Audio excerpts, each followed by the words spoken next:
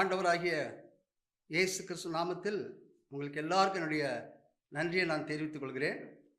ஆண்டுடைய செய்திக்கு நாம் கடந்து செல்வோம்.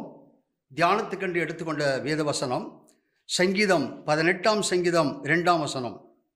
கர்த்தர் என் கண்மலையாயிருக்கிறார்.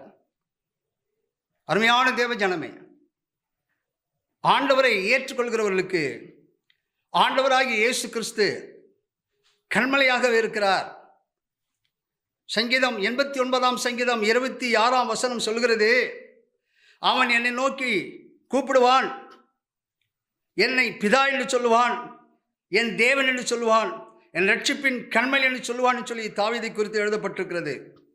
அருமையான தேவச்சனமே, ஆண்டவராகிய இயேசு கிறிஸ்து நமக்கு கண்மலையாக இருக்கிறார், ரட்சிப்பின் கண்மலையாக ஆண்டவர் இருக்கிறார்.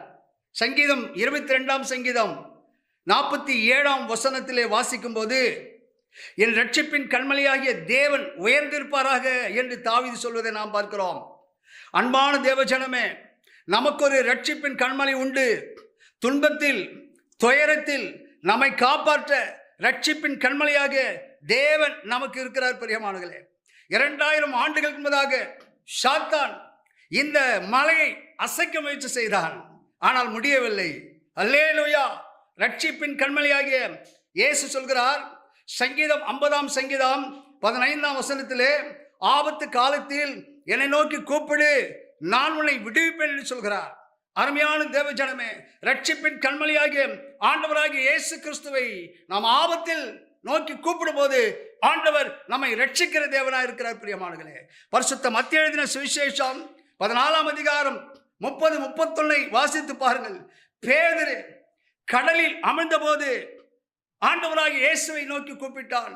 ஆண்டவரே, என்னை ரட்சியும் என்று சொல்லி கூப்பிட்ட போது ஆண்டவர் தன் கரங்களை நீட்டி அவனை அந்த கடலின் ஆழத்திலிருந்து பேதுருவை தூக்கி எடுத்ததை நாம் பார்க்கிறோம். பிரியமானவர்களே, என் அருமையான தேவச்சனமே, இந்த நாளில ஆண்டவருடைய சத்தியத்தை கேட்டுக்கொண்டு உன்னுடைய வாழ்க்கையில ஆண்டவர் உன்னையும் கூட துயரத்திலிருந்து அமிழ்ந்து போகாதபடி ஆண்டவர் உன்னை தூக்கி எடுப்பார்.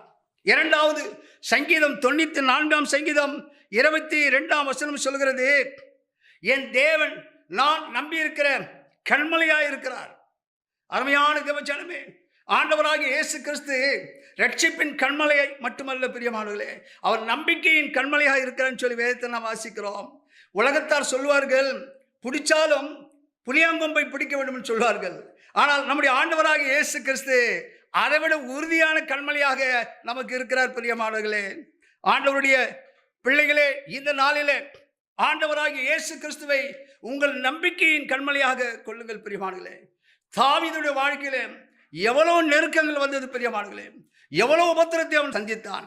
மகன் அப்சலோம் மூலமாகவும் மாமனார் மூலமாகவும் தாவீதுக்கு அநேக உபத்திரங்கள் வந்தது. பிரியமானவர்களே, தாவீதை ஒன்றுமே செய்ய முடியவில்லை. காரணம், அவன் நம்பிக்கையின் கண்மலையாகிய கர்த்தரை அவன் நம்பியிருந்ததால தாவீதை ஆண்டவர் கைவிடவில்லை. பிரியமானவர்களே, அருமையான தேவஜனமே, உங்கள் பாரங்கள், கவலைகள், பிரச்சனைகள், கடன் பிரச்சனைகள் சகலத்தையும் கர்த்தருடைய பாதத்தில் வையுங்கள். பிரியமானவர்களே, நம்பிக்கையின் கண்மலையாகிய ஆண்டவராகிய இயேசு கிறிஸ்து உங்களை கைவிட மாட்டார். அடுத்ததாக சங்கீதம் 61ஆம் சங்கீதம் 2ஆம் வசனத்தை நாம் பார்க்கும்போது வேதம் சொல்கிறது, ஆண்டவராகிய இயேசு கிறிஸ்து எட்டாத உயரமான கண்மலையாக இருக்கிறான்னு சொல்லி தாவீது சொல்வதை நாம் பார்க்கிறோம். Rock of அயர்.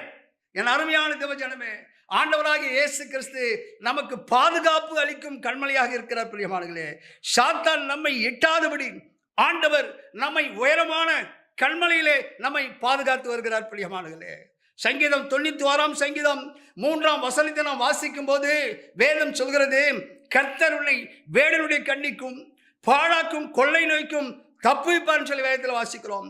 சங்கீதம் 91 சங்கீதம் 9-10 வரையில் வாசித்து பாருங்கள். கர்த்தரே உனக்கு அடைக்கலமானவர், உன்னதமான கர்த்தரை உனக்கு தாபரமாக கொண்டாய், ஆகையால் பொல்லாப்பு உனக்கு நேரிடாது, வாதை உன் கூடாரத்தை அணுகாது என்று சொல்லி ஆண்டவர் சொல்வதை நாம் பார்க்கிறோம். ஆண்டவராகிய இயேசு கிறிஸ்து ஒரு வாக்குத்தத்தத்தை கொடுக்கிறார். லூக்கா எழுதின சுவிசேஷம் 10ஆம் அதிகாரம் 19ஆம் வசனத்திலே, இதோ சர்ப்பங்களையும் தேள்களையும் மிதிக்கவும் சகல அதிகாரமும் நான் உங்களுக்கு கொடுக்கிறேன், ஒன்று உங்களை சேதப்படுத்தாது என்று சொல்லி ஆண்டவர் சொல்கிறார். எனக்கு அன்பானவர்களே, சாத்தான் உங்களை ஒரு சமயம் எட்ட முயற்சிக்கலாம், உங்களை அழிக்க முயற்சிக்கலாம் பிரியமானவர்களே. ஆனால் ஆண்டவராகிய இயேசு கிறிஸ்து உங்களை எட்டாத உயரமான கண்மலையிலே அவர் உங்களை வைத்து உங்களை பாதுகாப்பார். அடுத்ததாக ஏசாயா தீர்க்கதரிசியின் புஸ்தகம் 17ஆம் அதிகாரம் 10ஆம் வசனத்தை நாம் பார்க்கும்போது, கர்த்தர் நமக்கு பலனாகிய கண்மலையாக இருக்கிற பிரியமானவர்களே, ராக் ஆஃப் ஸ்ட்ரென்த் என்று சொல்லி ஆங்கிலத்தில் எழுதப்பட்டிருக்கிறது. 2 சாமுவேல் புஸ்தகம் 22ஆம் அதிகாரம் 33-35 வரையில் வாசிக்கும் பொழுது, இங்கு தாவீது ஒரு விசுவாச அறிக்கையை சொல்கிறான்.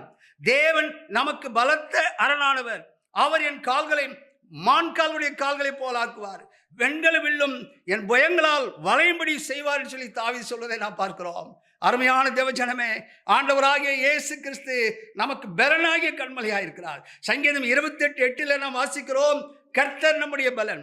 சங்கீதம் 46ஆம் சங்கீதம் 1ஆம் வசனம் சொல்கிறது, தேவன் நமக்கு அடைக்கலமும் பலனுமானவன் சொல்லி வேதத்தில் வாசிக்கிறோம். சங்கீதம் 29ஆம் சங்கீதம் 21 நாம் பார்க்கும்போது, தாவீதுக்கு ஆண்டவர் கொடுத்த வாக்குத்தத்தம், என் கை தாவீதோடு உறுதியாயிருக்கும், என் பயம் அவனை பலப்படுத்தும் என்று சொல்லி ஆண்டவர் சொல்கிறார்.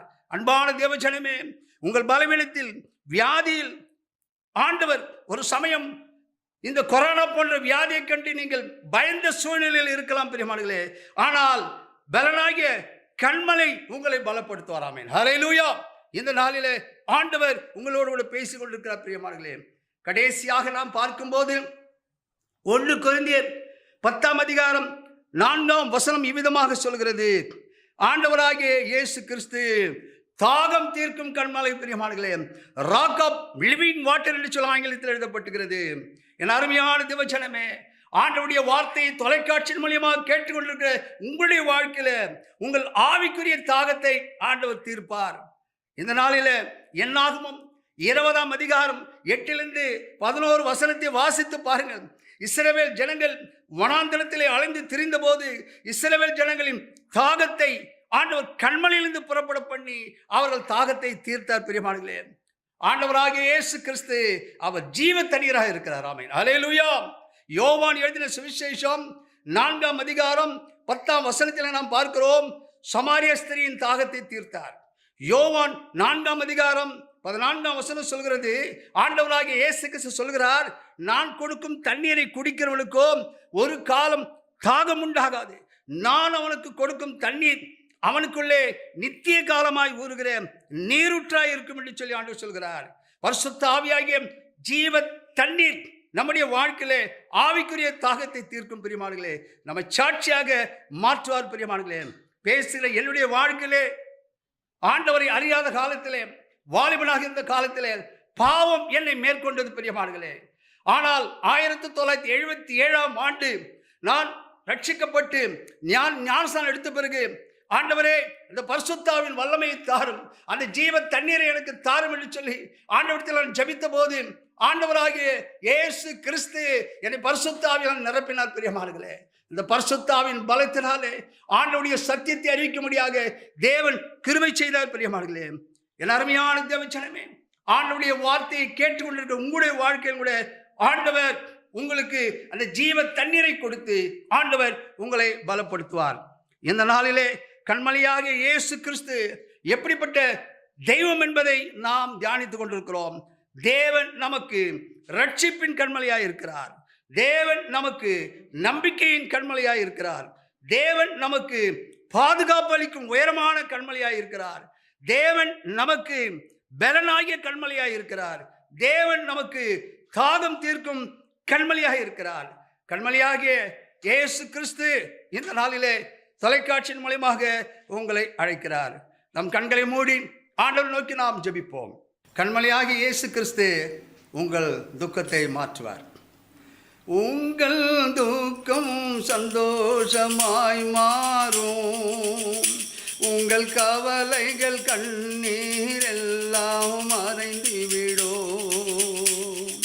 கலங்காதே மகனே, கலங்காதே மகளே, கலங்காதே மகனே, கலங்காதே மகளே. நம் இயேசு கைவிட மாட்டார், நம் இயேசு கைவிட மாட்டார். கடந்ததை நினைத்து கலங்காதே, நடந்ததை மறந்து விடு. கடந்ததை நினைத்து கலங்காதே, நடந்ததை மறந்து விடு. கர்த்தர் புதிதன செய்திடுவார், இன்றே நீ காண்பாய். கர்த்தர் புதிதன செய்திடுவார், இன்றே நீ காண்பாய், இன்றே நீ காண்பாய். கலங்கிடவே வேண்டாம், கலங்கிடவே வேண்டாம், கலங்கிடவே வேண்டாம், கலங்கிடவே வேண்டாம். நம் இயேசு கைவிட மாட்டார், நம் இயேசு கைவிட மாட்டார். நொறுங்குண்ட இதயம் தேற்றுகின்றார், உடைந்த உள்ளம் தாங்குகிறார். நொறுங்குண்ட இதயம் தேற்றுகிறார், உடைந்த உள்ளம் தாங்குகிறார். காயங்கள் அனைத்தையும் கட்டுகிறார், கண்ணீர் துடைக்கிறார். காயங்கள் அனைத்தையும் கட்டுகிறார், கண்ணீர் துடைக்கிறார். உன் கண்ணீர் துடைக்கிறார். கலங்கிடவே வேண்டாம், கலங்கிடவே வேண்டாம், கலங்கிடவே வேண்டாம், கலங்கிடவே வேண்டாம். நம் இயேசு கைவிட மாட்டார், நம் இயேசு கைவிட மாட்டார். திராணிக்கு மேலாக சோதிக்கப்பட ஒரு நாளும் விடமாட்டார். திராணிக்கு மேலாக சோதிக்கப்பட ஒரு நாளும் விடமாட்டார். தாங்கிட பலம் தருவார், தப்பி செல்ல வழி செய்வார். தாங்கிட பலம் தருவார், தப்பி செல்ல வழி செய்வார். நீ தப்பி செல்ல வழி செய்வார்.